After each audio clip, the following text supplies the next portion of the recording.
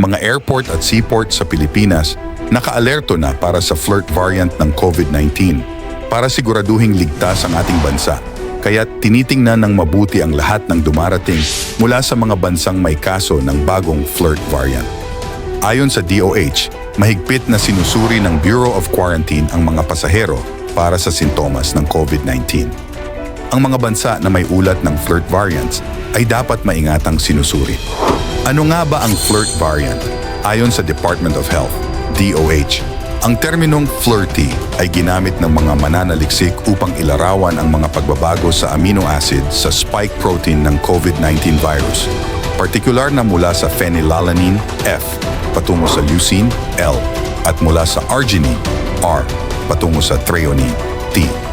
Gayunpaman, iginiit ng DOH na wala pang kasalukuyang ebidensya na nagpapakita na ang mga variant na KP2 at KP3 ay maaaring magdulot ng malubhang COVID-19, parehong lokal at international.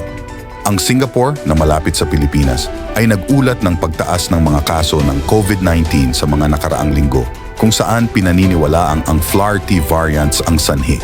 Maging responsable sa pagbiyahe at pag-travel. Kapag may sintomas ng COVID-19, mag-isolate sa bahay at sumunod sa mga alituntunin ng kalusugan.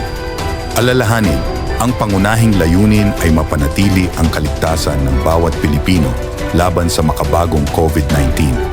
Patuloy na mag-ingat at makiisa sa pagsugpo sa banta ng bagong variant. Protektahan ang sarili, protektahan ang bayan laban sa COVID-19.